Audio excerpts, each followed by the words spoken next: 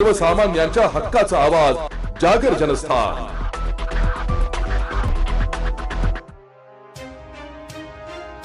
गिरणा सहकारी कारखान्याच्या शेअर्समध्ये 178 कोटी रुपयांचा घोटाळा झाल्याचा आरोप खासदार संजय राऊत यांनी केला होता। तशी बातमी सामना वृत्तपत्रातून छापली होती। या बातमीने मंत्री दादाजी भुसे यांची बदनामी झाल्याने मंत्री भुसे यांनी राऊत यांच्यावर अब्रू नुकसानीचा खटला दाखल केला होता।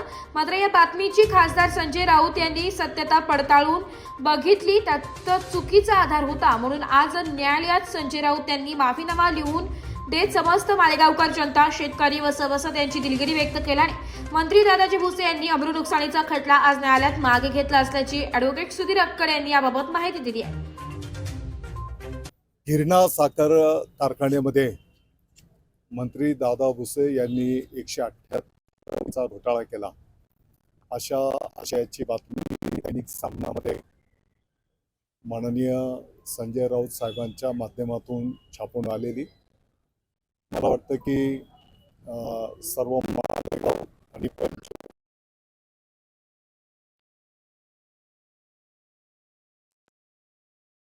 गिरणा सहकारी साखर कारखाना DRT कोडच्या माध्यमातून विक्रीला जेव्हा निघाला होता तर त्या काळामध्ये साधारणतः एक 11,000च्या आसपास सभासद शेतकऱ्यांनी एकत्र येऊन हा कारखाना परत एकदा याच तालुक्याच्या शेतकऱ्यांच्या मालकीचा राहिला पाहिजे म्हणून साधारणपणे 1100 रुपयाच्या पटीमध्ये शेअर्स उभे केले होते।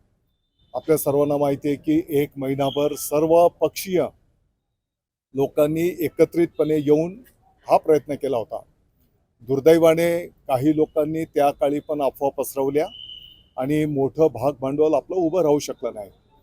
जी काही 1,60,70 लाख रुपये रक्कम जमा झाली होती ती रक्कम नंतरच्या काळामध्ये आर्मस्ट्रॉंग कंपनीने जो कारखाना घेतला त्या कंपनीला RTGSच्या माध्यमातून आपण ती ट्रान्सफर केलेली आहे।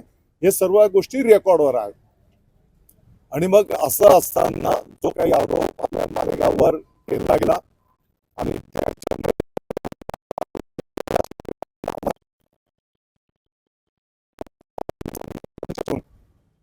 मग एकतर हे शब्द मागे घ्यावेत अशा प्रकारचे भावना आम्ही माननीय राऊत साहेबांकडे व्यक्त केलेली, तसं त्यांना नोटीस दिली होती आणि तसं भूमिका त्यांनी न घेतल्याच्यामुळे मग या ठिकाणी खटला दाखल केलेला होता। नंतरच्या काळामध्ये राऊत साहेबांनी याचं सगळं पडताळणी केल्याच्या नंतर त्यांना हे आढळून आलंय की आपण केलेला जो काही आरोप आहे तो चुकीचा आहे, निराकस खोटा आहे। ज्यांनी त्यांना माहिती दिलेली होती मला अपेक्षित होतं की त्यांनी नाव सुद्धा घ्यायला पाहिजे होतं। हो, मी सांगतो ना, मी सकाळी नाव घेतलेलं आहे। तर अद्वै हिरे यांनी ही माहिती दिली होती, सत्य आहे। सकाळी मी या विषयावर बोललेलो आहे। तर त्या खोट्या माहितीच्या आधारावर त्यांनी ते आरोप केलेले होते आणि मग त्यांनी आत्ताच्या घडीला मालेगावच्या शेतकऱ्यांची, नागरिकांची, सभासदांची दिलगिरी माफी मागितलेली आहे आणि म्हणून त्यांच्या तब्येतीचाही विषय आहे। या सर्व गोष्टींचा विचार करून आज हा खटला मागे घेण्यात आलेला आहे। आज जो विषय राहिलेला नाही, ज्यांच्यामुळे विषय निर्माण झाला तेही आमच्यात राहिलेले नाही, तेही सत्ता पक्षात गेलेले आहेत। आता त्यांचं त्याने पाहावं या मताचा मी आहे।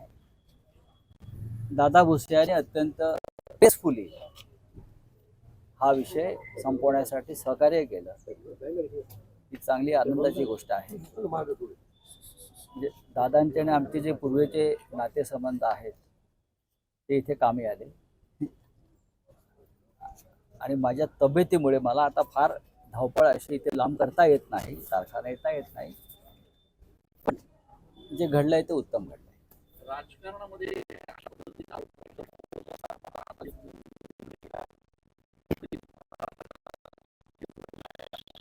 संस्कृती आहे ना, यापेक्षा वेगळी संस्कृती कधीच महाराष्ट्राची नव्हती आणि ही संस्कृती कायम राहावं असं आम्हाला दोघांनाही वाटतं। दादा बोलतील ना आता साहेब, पण यापुढे पुन्हा अशी वक्तव्य होतील का? बघा, ते वक्तव्य मुळात ज्या आधारावर मी केलं होतं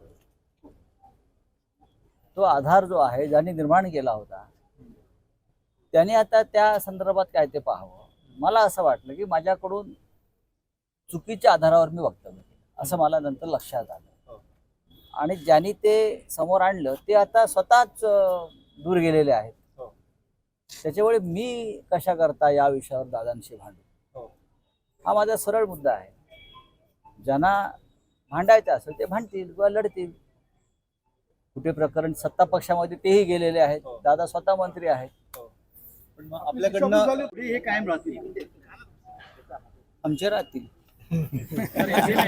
बघा त्यांनी माननीय राऊत साहेबांनी चुकीच्या आधारावर म्हणजे मधला पॉइंटच काढून टाकला होता. 1,78,00,000 डायरेक्ट 178 कोटी करून टाकले होते. आणि म्हणून मालेगावच्या शेतकऱ्यांचा नागरिकांचा जो संभ्रम गैरसमज झालेला होता आज त्यांनी दिलगिरी त्या शेतकऱ्यांची माफी मागून तो दूर केलेला आहे. आणि त्यांच्या तब्येतीचंही कारण आहे. या सर्व गोष्टी पाहता मालेगावच्या शेतकऱ्यांनी सांगितलं की आपण त्यांच्या विनंतीला मान देऊ, हा खटला मागे घेऊ. सर नाही, मला वाटतं की ही वस्तुस्थिती आहे की गेली काही वर्ष त्यांच्या नेतृत्वाखाली आमच्यासारख्या कार्यकर्त्यांनी पण काम केलेलं आहे. मला विश्वास होता की त्यांनाही माहिती आहे की दादा भुसे काय करू शकतो आणि काय करू शकत नाही. आणि मग असं असल्यानंतर त्यांच्याकडनं पण मला अशी अपेक्षा नव्हती. किमान कोणतीही गोष्ट बोलताना आपण त्याची खातरजमा करून घेतली पाहिजे. जेव्हा त्यांनी त्याची खातरजमा केली तर त्यांना आढळून आलं की बाबा आपण जे वक्तव्य केलं, जे लिहिलं ते चुकीचं आहे. आणि त्यानंतर त्यांनी त्या पद्धतीची भूमिका घेतली. सर मला दोघांना एक प्रश्न आहे का एकीकडे झालं दिलगिरी व्यक्त केली का आपल्याकडनं नेमकं सादर काय झालं सर? नाही, आम्हाला हा विषय संपवायचा आहे. माझी भूमिका एवढीच होती जेव्हा माझ्या समोर आलं तेव्हा की हा कारखाना अद्याप जो आहे तो उभा का राहिला नाही. पण त्या संदर्भात मी नंतर माहिती घेतली. दादांकडून सुद्धा माहिती आली. आणि मला असं वाटतं या विषयावर फार चर्चा आता करू नये. जे झालंय